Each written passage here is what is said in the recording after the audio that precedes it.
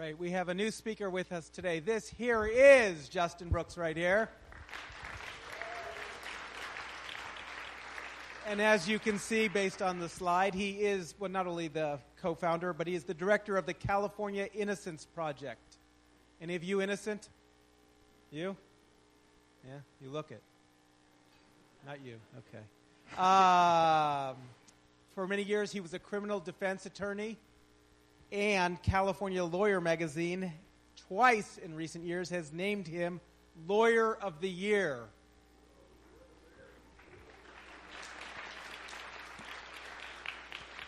Both times I came in second.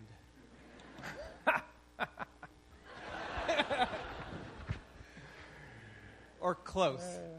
All right, so I don't practice. But anyway, and most importantly about him, he is the father of Zach Brooks, who happens to be sitting right there and is a student in this year class. How about that? So, clap loudly. Welcome, Justin Brooks. Thank you very much. So 20 years ago, I was reading the newspaper, and I read about a young woman on death row in Illinois. She's 21 years old, and the article said that she was sentenced to death on a plea bargain. Okay, so what is wrong with that sentence? Someone can tell me you can get a glow-in-the-dark California Innocence Project bracelet. What's wrong with that sentence? She was sentenced to death on a plea bargain.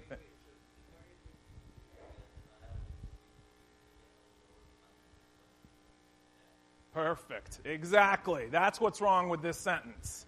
That a plea bargain is two words, plea bargain. And there's not much of a bargain if you got sentenced to death. You've given up your right to a trial. You've given up most of your appellate rights. You're going right to death row. In exchange for what if you got the death penalty? So I was equally confused by this article. So I set up an appointment to meet with her. I was teaching law school in Michigan at the time and drove out to the prison. And she told me a story that has echoed in so many cases in the past 20 years and have really defined my career. She told me that her lawyer told her that the best thing she should do is plea herself out, ask the court for mercy, and that would be the best chance she would have of avoiding the death penalty. She told me another really interesting thing, and that was that she was innocent. So now I'm sitting there across from someone who's telling me they're innocent, is facing execution, and has never had a trial.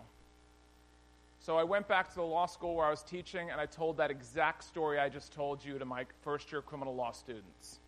And I said, who wants to help me out on this case? And 4 brave, stupid souls raised their hands. And we spent the next few years getting her death sentence reversed.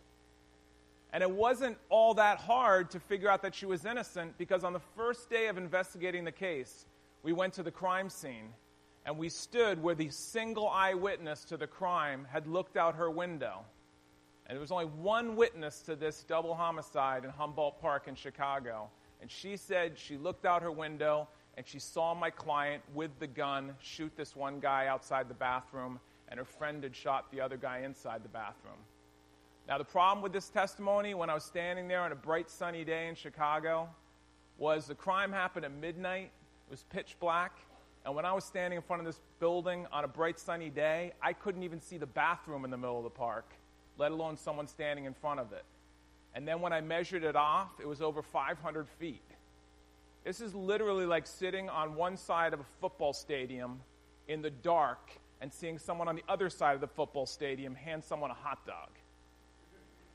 So I couldn't figure out why was she lying until I finally tracked her down, and I find out, surprise, surprise, she's the girlfriend of the victim.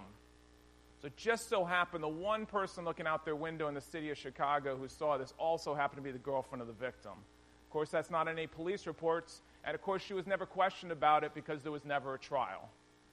I finally tracked her lawyer down, and it's usually pretty easy to find a lawyer, but this guy was studying to be a priest at University of Detroit when I found him, and he had actually fled the jurisdiction. And the following fact, if this was ever a movie, I'd have to change because it's just too corny. But his name is Jeremiah Lynch. Father Lynch, who sent my client to death row, even though she was innocent. So we got this case back to court on all the incompetence in how he handled the sentence, and a jury reversed her death sentence and sentenced her to life in prison because that was the only choice they had, because the court would not withdraw the plea. And I remember vividly sitting there at 26th in California on a freezing cold night after I got her death sentence reversed, and I decided this is what I want to do with the rest of my life. I want to get people out of prison who are innocent, and I want to do it with students. Because the best way to teach students to be great lawyers is to have them work on cases. And by working hand in hand with me, doing crime scene investigation, tracking down evidence, figuring out all the procedural morass we had to get through, dealing with the client, I knew I was turning these law students into far better lawyers than when they were sitting in class like this, just listening to me talk. So I quit my tenured position, came out here to the belly of the beast, California, the largest prison system in the world, the highest incarceration rate in the world, the toughest sentencing structure in the world, everything contrary to people's notions about what California is all about. And I started the California Innocence Project. I am still, by the way, representing Ms. Malero. Here's a recent picture of her. When I started this case, she was 21 and I was 29. She is now 41 and I am 49. And I'm still trying to get her out of prison. And I've taken her case all the way to the United States Supreme Court. And they've refused to withdraw her guilty plea, even though her lawyer admitted he'd never handled a death case before, he didn't do any investigation, he had no idea what he was doing. That's how powerful a plea is in the American justice system. And why is that an important point? Because our criminal justice system is almost entirely a system of pleas now. 95% of cases are pled out. The stuff you guys see on TV about people having these great trials, there's not much of that going on anymore. Only 5% of cases go to trial. Everybody else makes a decision, should I risk it going to trial, or should I take the deal on the table? Criminal justice system is largely now a casino where you're negotiating deals and getting the best deals you possibly can. Sometimes you have a bad enough lawyer, your best deal might be the death penalty. But I have not given up on Ms. Malero. My latest effort is I'm filing a petition in the United Nations on her behalf that the U.S. violated international norms of human rights by allowing someone to be sentenced to death without a trial. It's by and large a media stunt, but we'll see how it goes.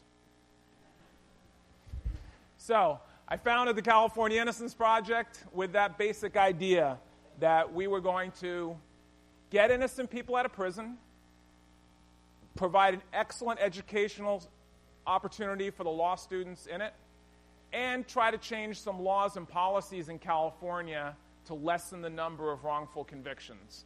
And we've been very successful on all those fronts. I'm going to talk to you today about some of the cases, but we've also been involved in changing a lot of laws. In fact, this year we had 3 new laws in California that my office was involved in writing that made some significant changes to access to DNA evidence, compensation for people who've been wrongfully incarcerated, and some of the procedures we use with DNA. Now, who knows what is Zach, what is the leading cause of wrongful conviction in America? That's a subset, but that's pretty good. Identification is correct. I used to, when Zach was like 5 years old, put him in my law school classes, and then when I was frustrated I'd give him a few of the answers, and then when I'm frustrated with a student not getting the right answer, I'd say, Zach, what's the answer? And then he'd say it, and the whole class would break into applause. So, basic vaudeville teaching. Yes, identification is the leading cause of wrongful conviction in America. I am deeply cynical that identification procedures work at all. Now, for those of you who are psychology majors, have taken psychology courses and understand how memory works, basically because of the flaws in the way memory and recall works, identification procedures almost never work. Now, add into that a whole lot of other factors that I'll talk about in some of these cases. But I always use this example for jurors and for people I'm trying to educate on eyewitness identification. Have you ever been in a restaurant and you're sitting there and you order some food? And then like 30 seconds later, and while you're ordering it, you're looking right at the person's face, and you're not scared, and there's no gun in your face, there's nothing that's taking your attention away, and then you think, no, I actually want the tomato soup, not the mushroom soup. And you turn around to look for the waiter and go, which one was it? And you don't remember who the waiter was. Now think of most criminal situations compared to that. A crime occurs. There's usually fear involved. Lots of times there's weapons involved. In fact, if I'm doing this to you right now, what is important to you? This? Or are you sitting there thinking, 50-ish, kind of good looking, gray hair? No. What's more important to you? My life. Right. That's more important to you. That's where your focus is going to be.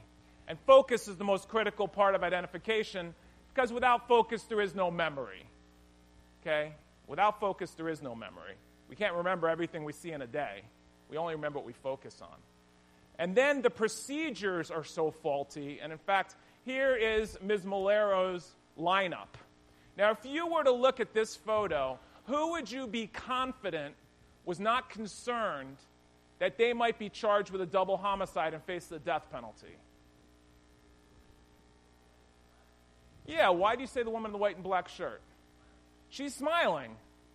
You know why she's smiling? Because she's a secretary in the probation department. And they said, we need some Puerto Rican women for a lineup. Would you like to stand in it? That sounds like fun. Sure. Ha, ha, ha, ha. I'm in a lineup. Ha, ha, ha. Exactly. That's why she's smiling. The girl two down from her with the Bulls jacket on, she was dropping off lunch with her sister who works in the police department. Same thing. Oh, that'll be fun. And look at her. She's smiling. Crazy little one with the purple jacket on down here and that wild 80s haircut. I have no idea where they got her from. But again, none of them were in lockup. None of them were concerned that they were going to get charged with anything. To them, it was all kind of a joke. Now, who looks scared up there?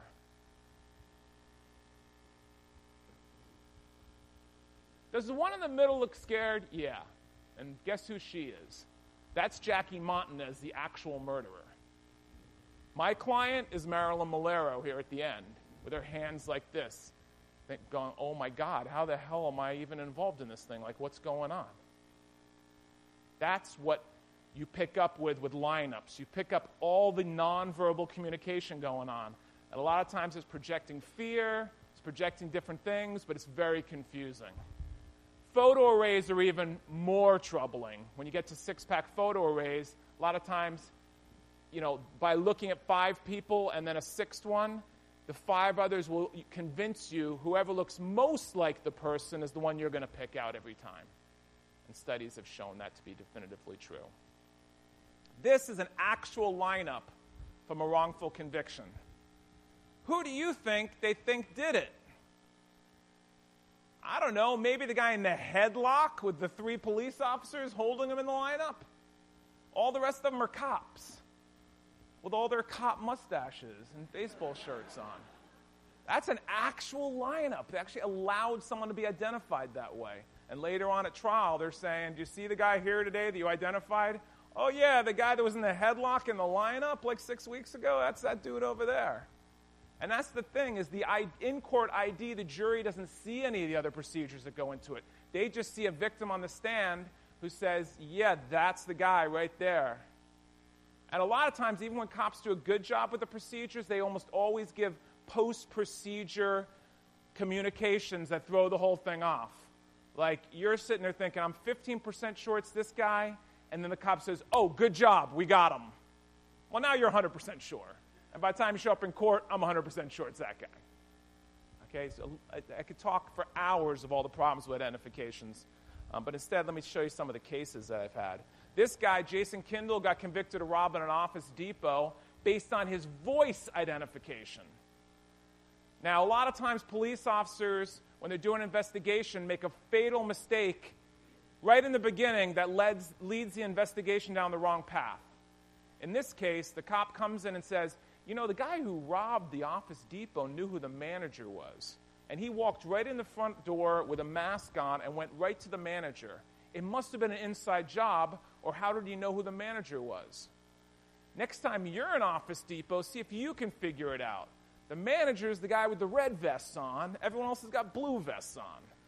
But based upon that conclusion, he figured it must have been someone who worked here who did it. What does he do next? Runs a background check on everyone there. One guy comes back with a criminal felony, Jason Kindle, a possession of drugs charge from when he was a teenager. Then the cop walks around the store and says to everybody, hey, did it sound like Jason? And one woman's like, oh yeah, it did sound like Jason.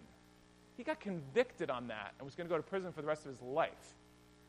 And fortunately, we found a photo showing the robber walking in the door, and we were able to determine, using this technology, his exact height, which was 6 inches higher than Jason.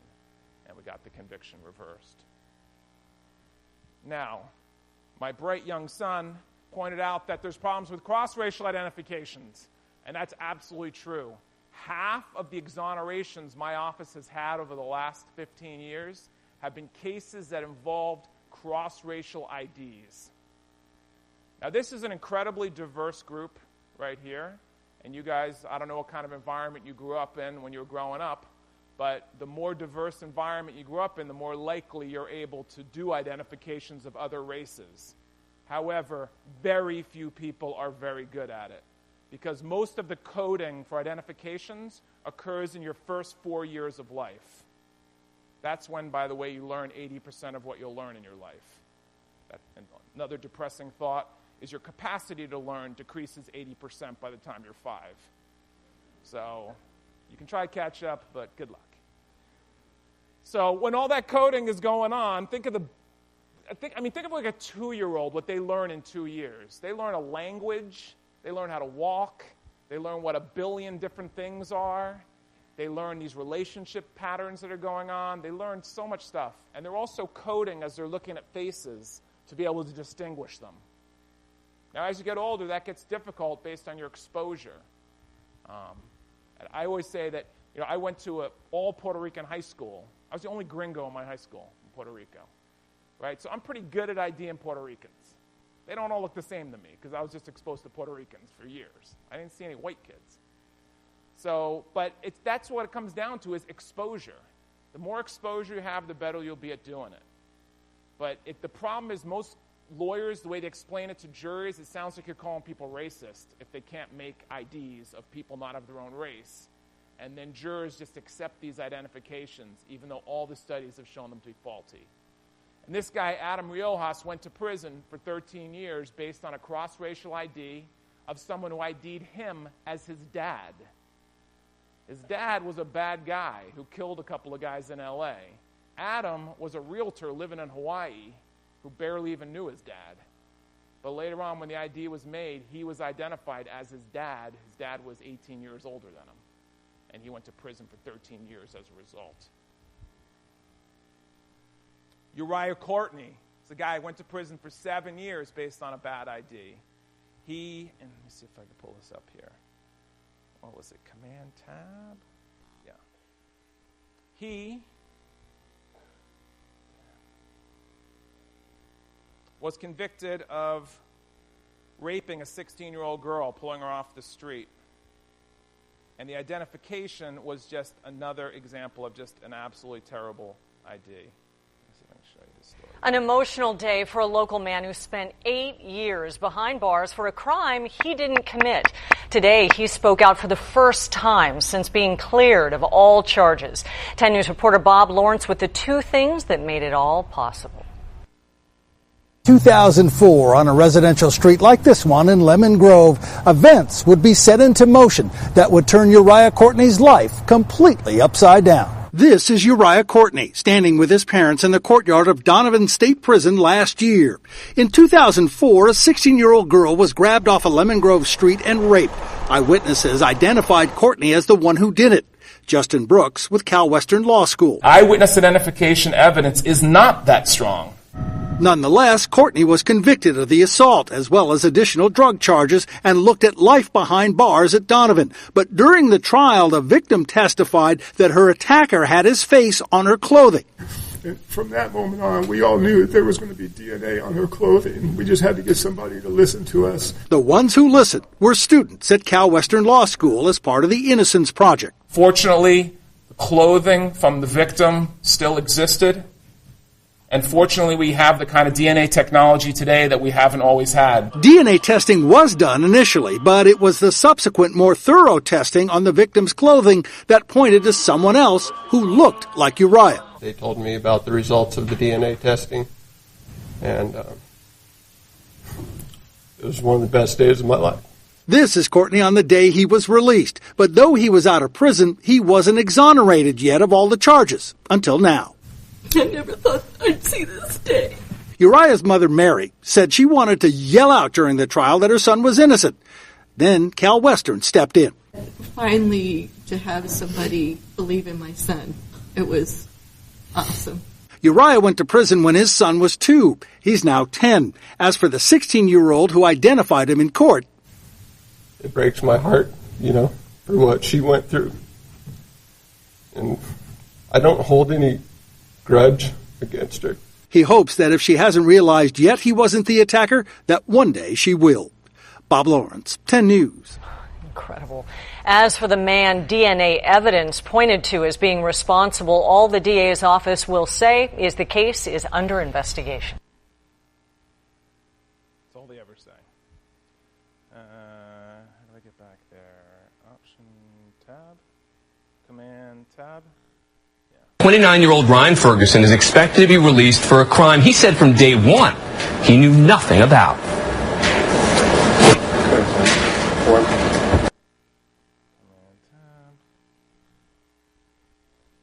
All right. So, and Uriah Courtney, what's so powerful about his case is there's so much luck involved in these cases. It's always hard to tell someone you're walking out of prison after 8 years saying, by the way, you're really lucky. But they are. I hated a lot of things that George II said when he was president. But one of the things I hated the most was when he said that, thank God for the Innocence Project because they're making sure no innocent people are ever executed. That's absolutely false. The only cases that we end up exonerating people are when we're extremely lucky. There is no doubt that people make it past our system and we can do nothing for them. In fact, in 70% of the DNA cases, we close them because the evidence has been destroyed. And Uriah's case could have easily been one of those. Just so happened that in San Diego, the evidence room kept the sweater the girl was wearing who was attacked. And we got lucky enough that it hadn't been contaminated and it was testable. And we got lucky enough that we got male pattern DNA off exactly the spot where she said the attacker bit down. And then we were lucky enough we got them to run the DNA in the DNA data bank, which defense attorneys have no right to ask for. And then we were lucky enough that we got a direct hit, a match of the guy who actually did the rape. And that's a lot of luck involved in a case that could have gone a different way.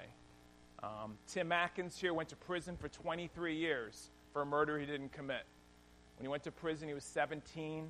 This is a couple of minutes after I walk him out of prison. He's 40.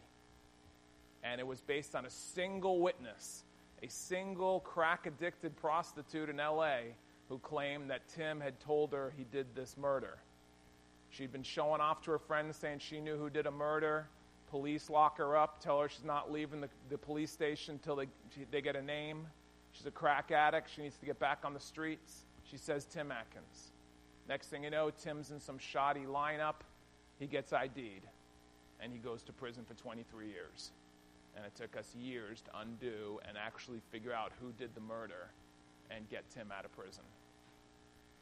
Rafael Madrigal, another guy, goes to prison for 9 years on another cross-racial identification. Rafael, when he was a little kid in L.A., they took his picture in his neighborhood. And what they do in big cities in California is they'll take pictures of young guys hanging out. And based on the colors they're wearing, those pictures go in gang books. Raphael's a kid growing up in East L.A. He gets his picture taken when he's 16. Flash forward 14 years later, he's 30 years old, he's living in the valley, he's got 3 kids, he's working a job, and he gets picked up for a shooting in L.A. he knows nothing about. And based on one witness who takes a picture from when he's 16 years old and says that's the guy who did the shooting, he goes to prison. And it's only because we were able to definitively prove he was working at this factory on the line, because the owner of the factory said Raphael was the only one who knew how to use this one piece of equipment, and if he hadn't been there, the whole line would have shut down. But even with a great alibi like that, his lawyer didn't investigate it, and he went to prison for all those years based on a bad identification. There are other reasons people go to prison for things they didn't do. We've seen a whole wave of shaken baby cases across the country and around the world. Bad science shaken baby cases. Now, among pediatricians, there's a war. Some of them believe that shaken baby syndrome doesn't even exist. But we do now know that a lot of parents have gone to prison when their children have died accidentally based on bad diagnoses in the hospital. We know now that there's a lot of birth injuries that occur that sometimes aren't caught. For example, probably when all of you were born, there was some level of bruising that if you're healthy enough, you go home. They don't do an MRI or an X-ray.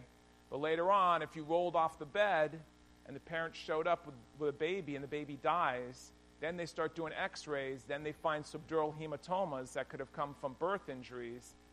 And then you always say something stupid, because every case I've ever handled of shaken baby, the parents say something stupid because you feel guilty. I'm guilty, I feel guilty. That gets written on a police report. The parents said they were guilty. And the next thing you know, you're going to prison. And this Ken Marsh did 21 years in prison.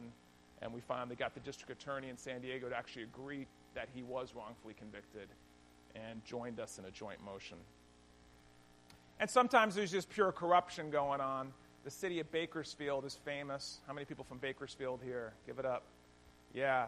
#1 jurisdiction in the nation for wrongful convictions. Congratulations to all of you. As a non-Californian, it took me a few years to realize how weird it gets the further you get from the water. But it does. The criminal justice system in the desert seems to operate at a completely different level than what's happened on the coastline. And there were a lot of cases out of Bakersfield of wrongful convictions. This case, John, was completely set up between jailhouse snitch testimony and just fabricated police testimony. So much so that we not only got him exonerated, the city of Bakersfield handed him a check for $5 million on his release. And he now has a beautiful home in Pismo Beach. And he's married to a former corrections officer, which is an interesting... When I asked him why, he said, it's hard to relate to people on the outside. She remembers the big cigarette strike of '88, and, it's a whole different world. And this guy is probably our most famous client, Brian Banks. Brian was a superstar linebacker at Cal Poly High School in L.A.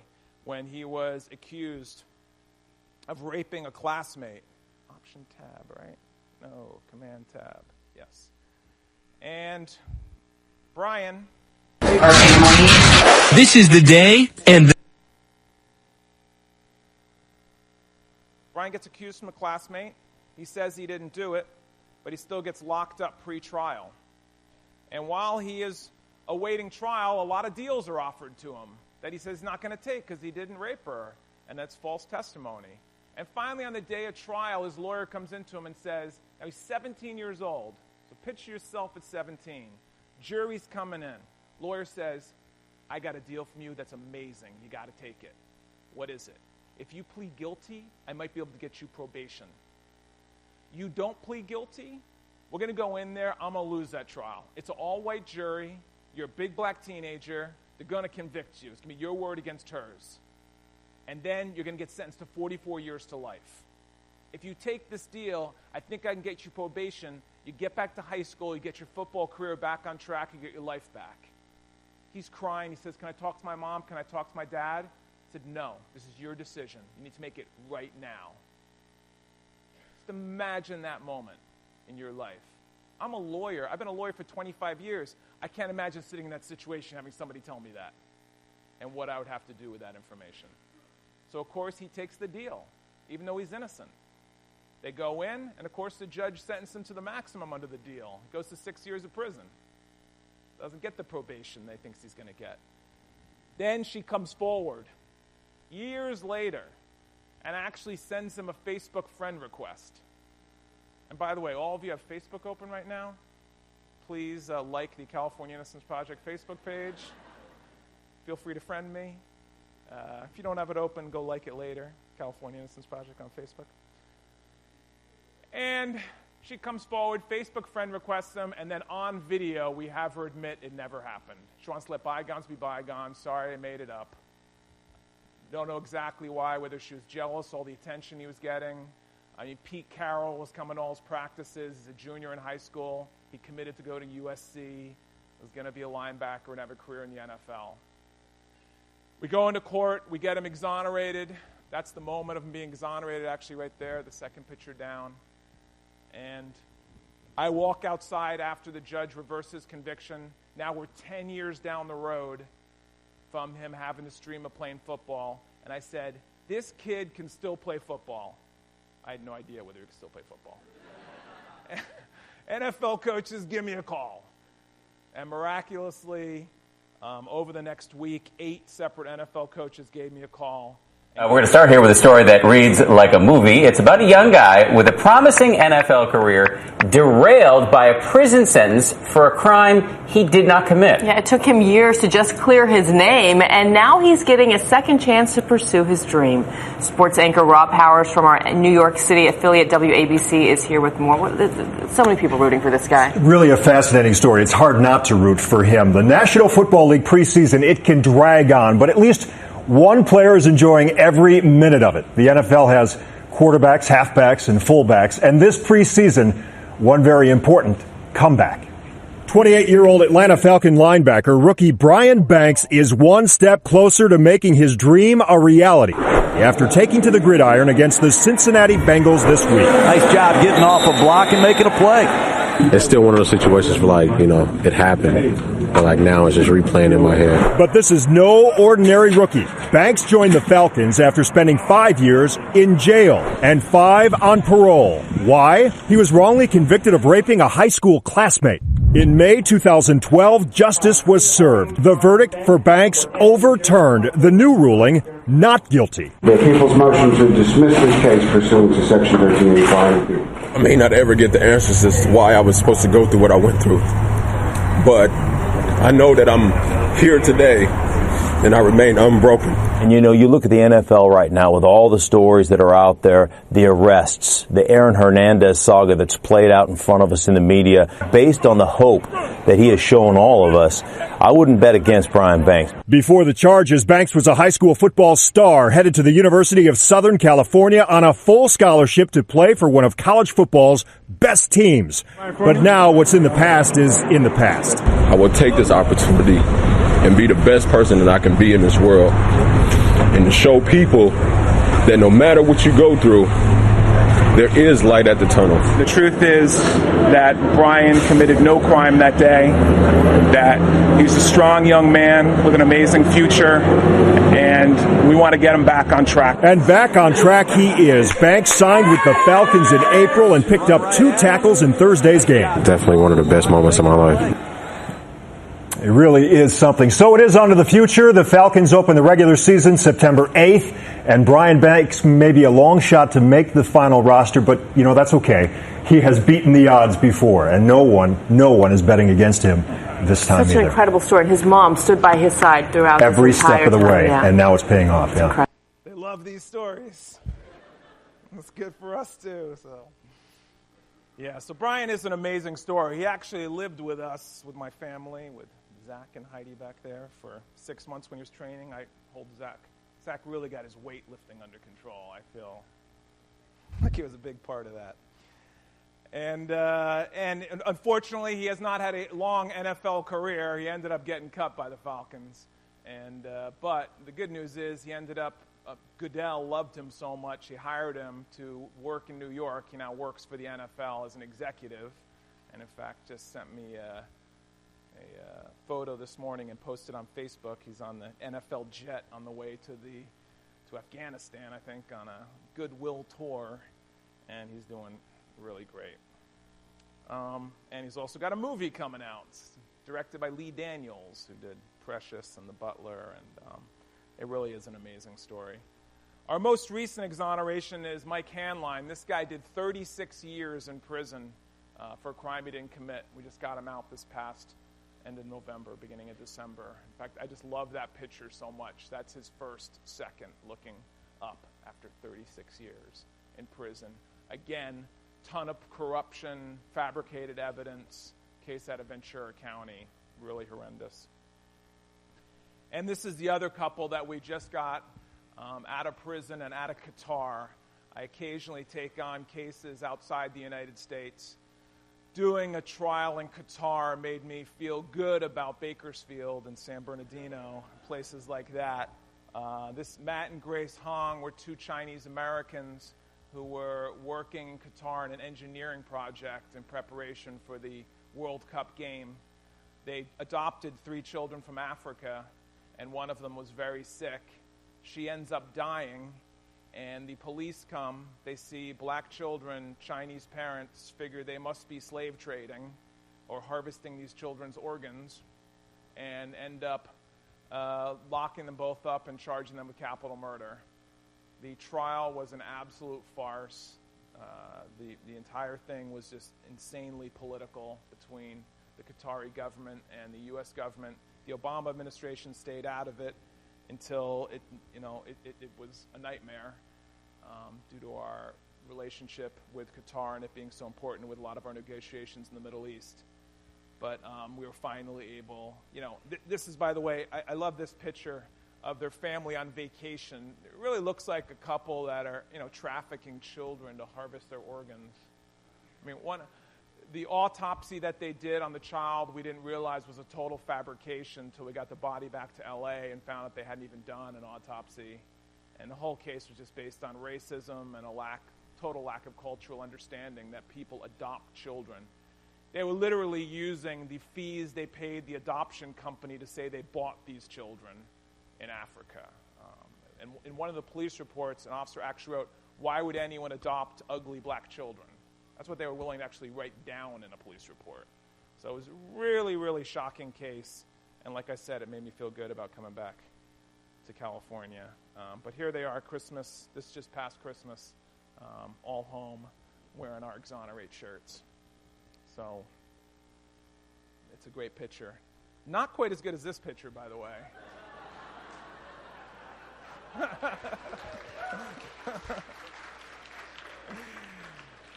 So, you didn't know you had a celebrity here, the old Nirvana cover in your class, did you? So let me show you one last video. Now, the music on this is a little corny. One of my lawyers did it. But one of the... Control tab. There we go. Control tab. Come on. Okay. Why is it not switched? Oh, it's switched up there and not here. One of the laws in California is that if you get convicted of any crime against a child, then you can't have children visit you in prison, even your own children. Let's try this again. The screen's looking different than my screen.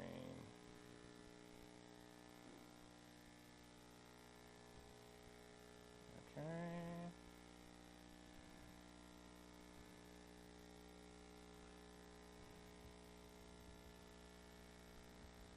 Technical support. What's that movie where you just start screaming out? Is that Vanilla Sky? No? Doesn't he start saying, technical support, technical support?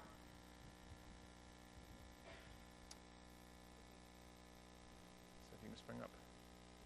No, the internet, which looks like it's up here, but I'm not there. Oh, is it another? Is that crazy? No. So you get that. So California has a law that says that if you're convicted of a crime against a child, no children can visit you in prison. So, for instance, I'm representing a woman named Suzanne Johnson, who's 71 years old. She got convicted of the death of a child at a YMCA where she was volunteering. I have a lot of evidence that it was an accidental death and that she was falsely convicted. But because she has a crime against children, she can't have any children visit her, even her own grandchildren. And last Christmas, when I visited with her, she said, but now it's not up there. Okay. She said, you know, I don't even think about getting out of here anymore. I just like to see my grandchildren. Now, Uriah Courtney was in the same situation.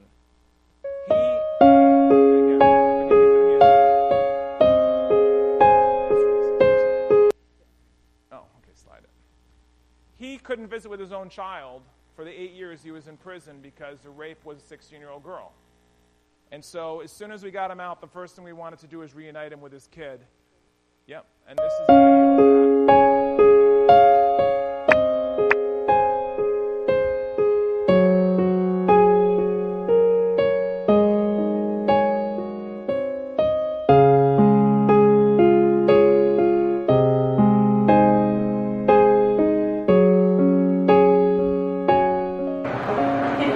Extremely excited. I cannot wait. It's been since 2006. Today I get to hug my boy for the first time all them years.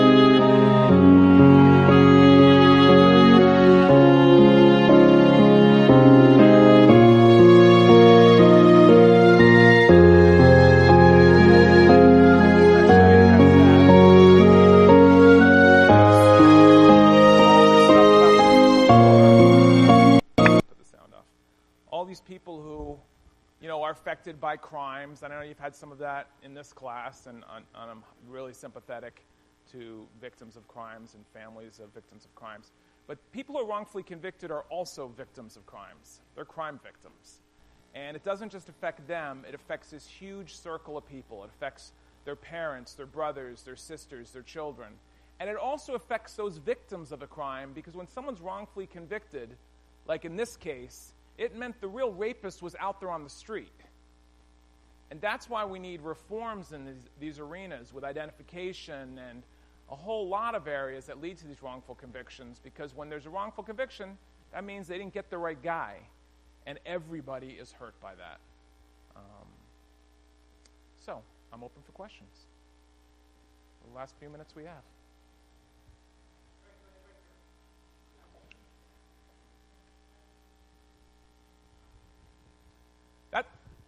Yeah, the question is how do we decide when to pursue on a case and not to pursue on a case? Yeah, that's the hardest part of the work that we do. We look at over 1,000 cases a year, and we got to find the cases that we really believe someone's innocent and we believe we're going to be able to prove it. Now, there's a lot of cases we close because we just think we're never going to be able to prove it. It's really tragic. But once you're convicted, the burden of proof is ours to prove now you're innocent. Prosecution's proven you're guilty. And so we have a ton of volunteers, a ton of law students, that what they do in our office, and if you're interested, we take summer interns, we have undergrads, we have law students. In fact, I'll tell you my email right now if you want to write it down, any interest. It's JPB, like Justin Peter Brooks, at C as in cat, W as in water, S as in Sam, L as in love, .edu. And we have a ton of law students and undergrads and volunteers reviewing letters every day, the boxes of mail that comes in from inmates, trying to evaluate what are the best cases to take on. Back of the hall. Yeah. Not really. Yeah, tattoo your face. I mean, there's lots of ways that are. Well, I'll give you a good example, actually, of the opposite of that. I was down in Argentina training some lawyers and judges on different procedures, and I started talking about cross-racial identification issues. And I said, so I've noticed there's not a lot of racial diversity in this town. And I said, so what happens if there's an Asian person who commits a crime? And this one judge actually said, oh, well, it's definitely that guy that runs the Chinese restaurant downtown. I was thinking, oh, you got to be kidding me. So somebody Asian comes through town, automatically this dude's getting convicted of it. I don't have to go tell him to move. And in fact, in Spanish, for those of you who are at least particularly in Mexican Spanish, those of you who speak it, how many people here do? You know, what is the word for Asian? Chino. Siempre, ¿verdad? It's always Chino. It's always Chinese. So, like, the person could be Japanese and it's still going to be the Chinese guy down at the restaurant who's getting convicted for it. Exactly. Exactly. Go ahead.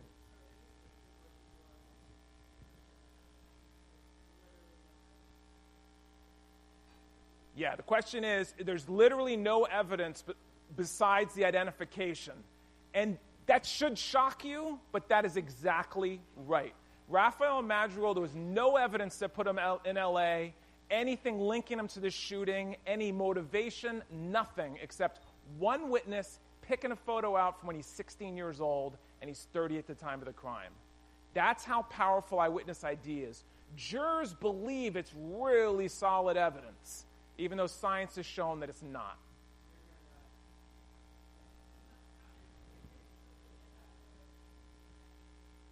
Because what they do is, if a crime happens in a certain neighborhood in LA, the first thing they do is break out the gang book from that neighborhood. And that's why they gather those photos. So they'll know, like, oh, it happened in this neighborhood. Oh, the guy was wearing blue. Okay, get out the Crip book. It happened over here. Get out the MS-13 book. Get out the whatever the gangs are that are in that neighborhood. If you end up in that book, there's a good chance you're going to get convicted at some point of something.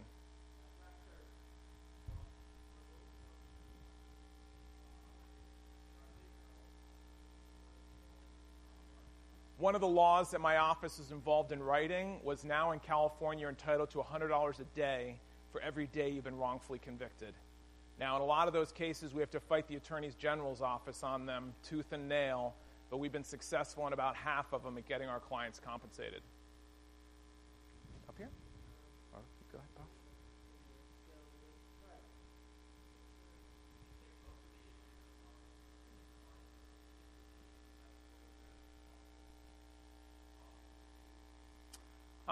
That's a very good question. I think most of them start with the problems with the investigation by the police and then the failure of defense attorneys to exploit the problems and figure them out. So I think it's a combination of that. I spend a lot of time in Latin America training lawyers, and I'm not as huge a fan of the jury system as some of my colleagues. I've just seen systems in other countries that can be more effective in some ways when they combine maybe two citizens and one judge that can overrule the judge. Jurors are easily manipulated and sometimes don't really understand what's strong evidence and what isn't strong evidence.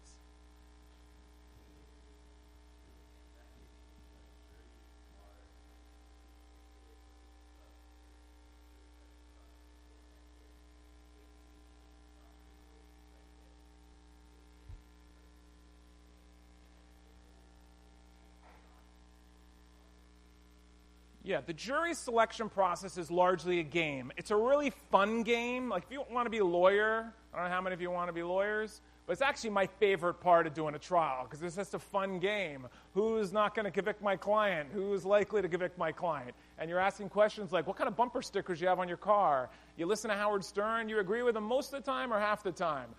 And you're like trying to get in their heads a little bit. It's kind of like a giant blind date. trying to figure out who people are with a series of questions. Do I believe in it? I mean, I'm kind of old school. I think like Thurgood Marshall, like put the first 12 in the box and let's do it. Because I think there's just so much bias that comes from that process and procedure.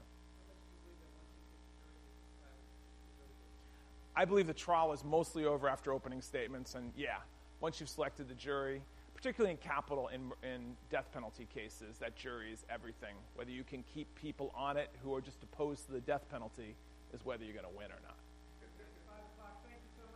Thank you. Oh, and one last thing. We have a recently released client who is desperate for housing around Alameda. He's looking for a place to live around $600 a month. If any of your family or friends know of any kind of housing, he's a great guy. Drop me an email and let me know. Thank you very much. And one last bracelet.